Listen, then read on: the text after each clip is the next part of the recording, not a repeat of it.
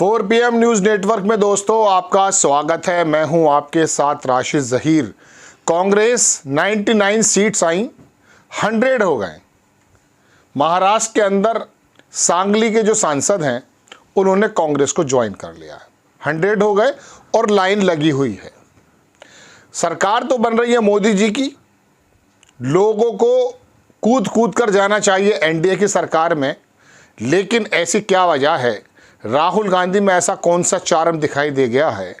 India गठबंधन के अंदर ऐसी कौन सी ताकत नज़र आ गई है कि लोगों को अपना भविष्य, देश का भविष्य, हालांकि देश का भविष्य बहुत लोग सोचते नहीं हैं, कांग्रेस में या विपक्षी गठबंधन में दिखाई देने लगा है।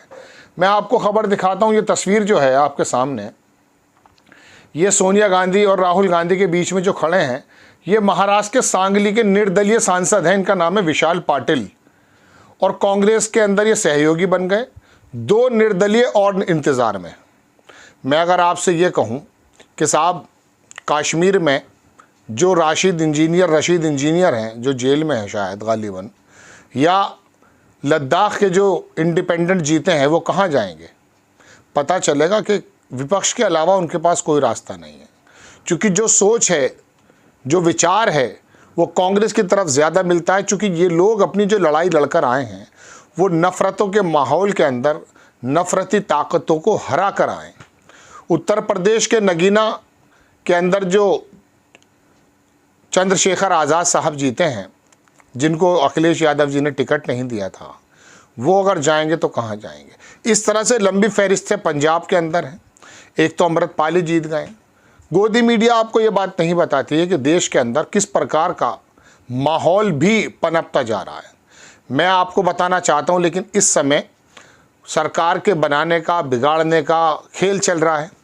तो मुझे लगा आपको ये बात बता दूँ कि फ़िलहाल जो निर्दलीय हैं या शिवसेना शिंदे वाली महाराष्ट्र के अंदर, या उनके विधायक अजीत पवार के विधायक, वो टूट कर जाने की कोशिश कर रहे हैं, या तो शरद पवार की तरफ, या फिर उद्धव ठाकरे की यूबीटी जो है, शिवसेना यूबीटी, उसकी तरफ, और या फिर कांग्रेस की तरफ आना चाहते हैं। और ये यही की वजह नहीं है। मैं आपको बता रहा हूँ, अगर मोदी जी जैसे कि प्रधानमंत्री बनने जाना है तीसरी बार, अगर ऐसा नहीं हो पाता तो बहुत सारे लोग ऐसे होते जो इंडिया गठबंधन की तरफ आपको आते हुए नज़र आते। तो दोस्तों, बात यह है कि ये जो लोग धीरे धीरे बजाय सरकार के बनने की तरफ को लोग जाने की जगह विपक्ष की जगह जा रहे हैं, इसकी वजह क्या है? मैं आपको बार बार ये तो सवाल कर रहा हूँ।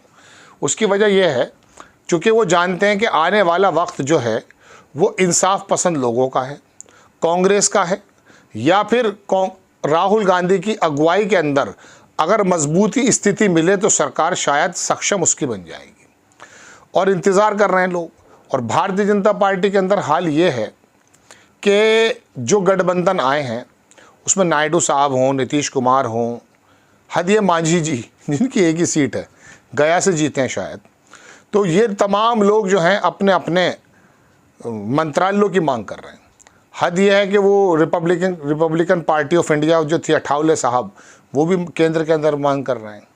कोई गृह मंत्रालय मांग रहा है, कोई कुछ कर। हालांकि ये होता है, अगर विपक्ष की सरकार बनती तब भी ऐसा ही होता। लेकिन सबसे बड़ी बात इसमें यह है कि टीडीपी ने जो स्पीकर का पद मांगा है उसके ऊपर भी आप आइए। मैंने आपसे बताया ना कि अभी एक वो है कि देसी मिसाल के कानी के बिया को 100 जोख हो। अगर कोई नुक्स हो जाता है तो उसकी शादी के अंदर 100 जोख हो जाते हैं, 100 काज निकल जाते हैं। स्पीकर मांगने की वजह क्या है मैं आपको अलग से बताता पूरा का पूरा सिनेरियो, लेकिन उसकी वजह यही है कि शायद नायडू साहब जानते हैं कि आने वाले वक्त में, जैसे मैंने कल आपके सामने बताया, ख़रीदो फरोख्त होगी, तोड़ मोड़ होगी, उस समय स्पीकर का रोल बहुत अलग हो जाता है। तो पहले अपने स्पीकर को अपने पक्ष में कर लिया जाएगा, उसके बाद शायद कोई ऐसी बात हो कि वो मजबूती के साथ मोदी के साथ खड़े होंगे, वरना शक की सुइयाँ अमित शाह की तरफ जाती ही रहेंगी। तो बहरहाल मैं आपको बताने ये हाजिर हुआ था कि कांग्रेस की तरफ लोग ज्वाइन कर रहे हैं, निर्दलीय लाइन में लगे हुए हैं। एक साहब हैं, अच्छे पत्रकार हैं, काफ़ी अच्छी टिप्पणियाँ लिखते हैं, उनका वक्तव्य सुनाता हूँ मैं आपको। उन्होंने कहा, जैसा कि मैंने पहले ही बता दिया था, सांगली के निर्दलीय सांसद विशाल पाटिल कल कांग्रेस के शतक में सहयोगी बन गए। अभी 2 और निर्दलीय इंतजार में हैं। बीते वक्त के साथ कांग्रेस और विपक्ष की ताकत बढ़ने वाली है। यही मैं आपसे कह रहा था। आज अपने पजामे के दोनों हाथों से पकड़े, ये शब्द इनके हैं, मेरे नहीं है। आज अपने पजामे के दोनों हाथों से पकड़े बीजेपी सहयोगियों ने नई सरकार में मंत्री पद को लेकर बैठक करने वाली है।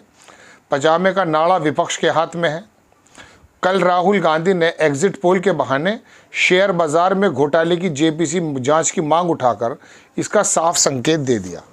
बीजेपी के पजामे पर भीतरी बोझ बहुत ज़्यादा है और खींचतान भी। मोदी 3.0 का तमाशा ज़्यादा नहीं चलने वाला। शुरुआत एक तमाचे से हुई है। शरद पवार से लेकर कन्हैया कुमार तक राजनीति का तमाचा खा चुके हैं। गोडसेवादियों का गाल तो नतीजों के बाद इस कदर सूझा है कि वो गांधीवादी बातें करने लगे हैं। ऐसे मगरमच्छों से बचकर रहें। हर हाथ को काम, हर पेट को भोजन, हर व्यक्ति को स्वाभिमान के साथ सुरक्षित जीवन का हक पर टिके रहें, क्योंकि हाकिम के पजामे का नाड़ा विपक्ष के हाथ में है। जनता भी विपक्ष में है। यही 2024 का जनादेश है।